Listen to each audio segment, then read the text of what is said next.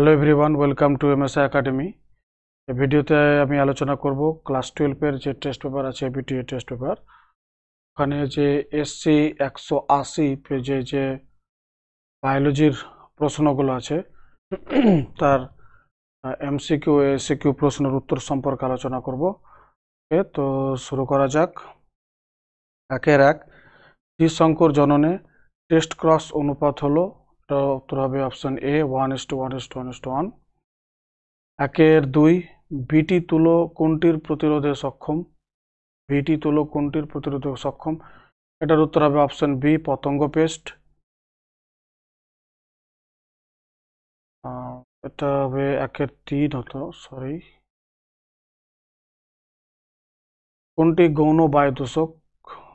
H2SO4, pan, CFC. এটার উত্তর হবে ডি সবকটি। এটার দাগ নম্বর হচ্ছে 3।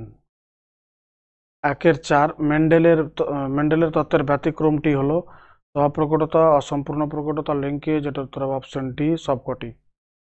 1-5 পিবিআর 322 হতো। পি এর অর্থ হলো অপশন বি প্লাজমিড। 1-6 ইভলিউশন শব্দের প্রবর্তক হলেন, এটার উত্তর হবে অপশন সি স্পেন্সার। 1-7 নিম্নলিখিত কোন অ্যান্টিবডিটি প্লাসেন্টা ভেদ করে গর্ভস্থ শিশুর সংবহনে প্রবেশ করতে পারে? এটার উত্তর হবে অপশন ডি আইজিজি। 1-8 ইন্টারফেরন কোনটির বিরুদ্ধে অনাক্রমতা দানে সক্রিয় ভূমিকা নেই? এটার উত্তর হবে option A virus. 1-9 GPP gross primary production ও এনপিপি নিট প্রাইমারি প্রোডাকশন এর সম্পর্ক হলো, এটার উত্তর হবে option B R equal to gross primary production minus net primary production. Okay. 1-10 কোনটি শিশু সন্তান প্রসবে সহায়ক হরমোন? Oxytocin, prostaglandin, relaxin. এটার উত্তর হবে সবকটি, অপশন সি সবকটি। তারপরে 1-11 কোনটিতে বহির্নিষেক ঘটনা? আচ্ছা,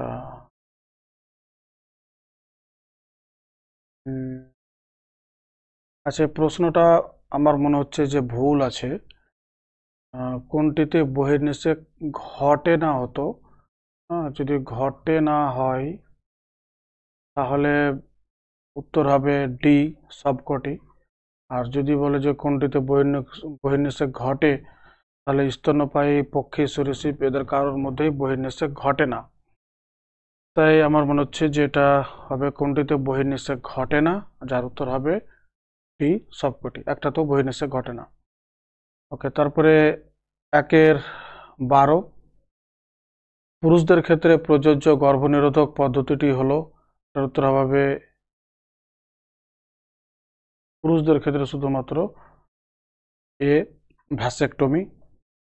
1-13 সপুষ্পক উদ্ভিদের ভ্রূণস্থলিতে মোট কয়টি নিউক্লিয়াস থাকে? এটার উত্তর হবে অপশন বি 8টি। আচ্ছা, 1-14 প্রাণীকোষে যে আরএনএ সবচেয়ে বেশি পরিমাণে উপস্থিত? এটার উত্তর হবে সি আরআরএনএ, প্রায় 80%-এর মতো থাকে। এগুলো ছিল এমসিকিউ। এরপর আমরা দেখব এসিকিউ। 2-1 ভ্রূণ কোন দশায় জরায়ুর গাত্রে রূপিত হয়? এটার উত্তর হবে ব্লাস্টোসিস দশায় জরায়ুর গাত্রে রূপিত হয়। 2-1 অথবা স্পারমাটিডের ক্রোমোজোম সংখ্যা কত? এটার উত্তর হবে 23টি। 2-2 প্রোক্যারিওটিক কোষের প্রোটিন সংশ্লেষের সূচনাকারী কোডনটির নাম লেখো। এটার উত্তর হবে AUG। 2-2 অথবা HCG human chorionic gonadotropic hormone কোথা থেকে ক্ষরিত হয়? এটার উত্তর হবে অমরা বা প্লাসেন্টা থেকে। 2-3 একটি প্রাকৃতিক নিষ্ক্রিয় অর্জিত অনাক্রম্যতার উদাহরণ দাও। প্রাকৃতিক নিষ্ক্রিয় গর্ভাবস্থায় মাতৃদেহে উৎপন্ন আইজিজি অ্যান্টিবডি অমরার মাধ্যমে ভ্রূণের দেহে প্রবেশ, এটাও একটা প্রাকৃতিক নিষ্ক্রিয় অর্জিত অনাক্রম্যতার উদাহরণ। একটা বলেছে, আমি এখানে দুটো দিয়েছি। আর একটা হলো যে মাতৃদুগ্ধ পান করার ফলে আইজিএ শিশুর দেহে প্রবেশ করে এবং তার দেহে প্রবেশটা অ্যান্টিজেনের বিরুদ্ধে অনাক্রমতা করে তোলে। 2 এর 3 অথবা একটি হাইব্রিড ভিগার বা হেটেরোসিসের উদাহরণ দাও। জয়া রত্না হলো ধানের হাইব্রিড ভিগার, আর একটা হলো যে হিমগিরি এনপি 718 হলো গমের হাইব্রিড ভিগার। আমরা যে কোনো একটাই দিতে পারি। 2 এর 4 ভারতের প্রথম জাতীয় উদ্যানের নাম কি? ভারতের প্রথম জাতীয় উদ্যান হলো যে উত্তরাখণ্ডের জিম করবেট ভারতের প্রথম জাতীয় উদ্যান 1936 সালে স্থাপিত হয়েছিল। 2 এর 4 অথবা আফিম এর উৎসের নাম লেখো। এটার উত্তর হবে পপি বা আফিম গাছ থেকে। ওকে, তো আর প্রশ্ন নেই। এটা ছিল পেজ নাম্বার এসসি 180। তো পেজ নাম্বার 180 থেকে যে প্রশ্নগুলো আমি আলোচনা করলাম, এখানে যদি কোনো সমস্যা থাকে বা প্রশ্ন থাকে তাহলে কমেন্ট করে জানাতে পারো। ভিডিওটি দেখার জন্য ধন্যবাদ। দেখা হবে আবার নেক্সট ভিডিওতে।